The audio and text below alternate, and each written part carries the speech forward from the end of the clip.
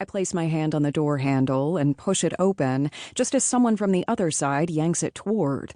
With my hand still on the handle, I stumble forward, hurriedly putting my hands out in front of me to prevent smashing my face off the sidewalk. I don't make it that far, though. My hands connect with a wall of solid muscle. Sorry.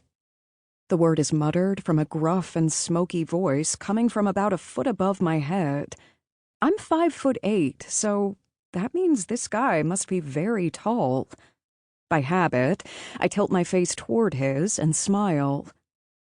No worries. I move my fingers slightly and hear his swift intake of breath. That's when I realize that my hands are resting on his very firm torso.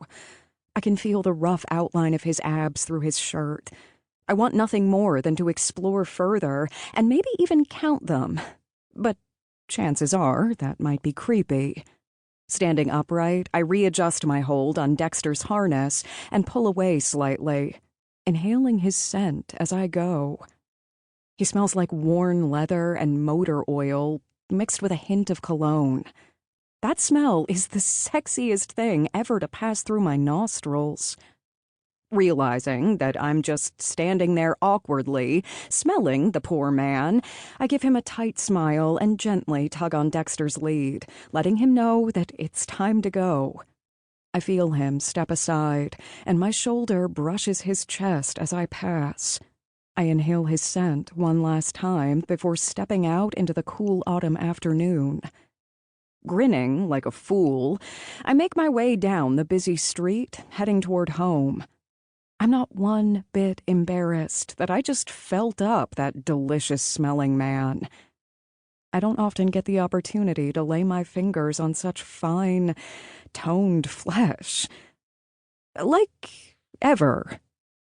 Moving down the sidewalk, I put Ab Man out of my mind and think back to this morning and my counseling session with Max.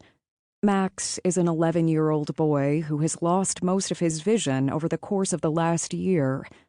My job, as his vision loss counselor, is to help him accept his blindness as his new reality and find something for him to be excited about again.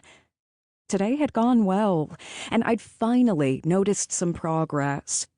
Max even learned to play a chord on the guitar.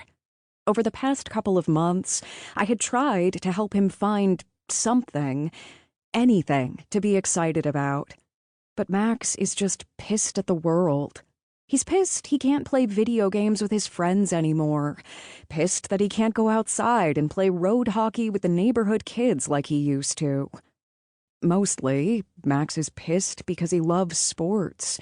Mostly soccer, and he just can't play that anymore. In his young mind, his life is over. Last week, I had given him one of the loaner guitars and an instructional CD for children that the hospital loaned out to patients of their various programs. He had taken it, but I could hear the doubt coloring his voice. He was just too polite to voice it. But the fact that he had gone home, listened to that CD, and taught himself a chord on the guitar, I call that progress. I love my job. The hours are flexible, and I get to mentor some amazing kids in an area that I am passionate about. My blindness happened when I was 17. At first, I had been devastated, but then I realized that being blind is only a small part of who I am. It doesn't have to define me. I was a strong and independent girl before it happened, and now I am an even stronger, more independent woman. To be able to help children realize the same thing for themselves is an amazing feeling.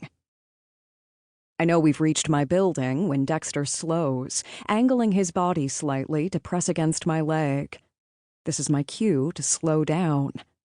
As we slow to a stop, I raise my hand, searching for the keyhole to the main door of the old stone house that holds 4 separate apartments, one of which I rent for an insane amount of money. The apartment itself is huge, and its location is perfect, allowing me to walk just about everywhere I need to go. But I pay for it. Dexter leads me up the familiar staircase to the doorway of my...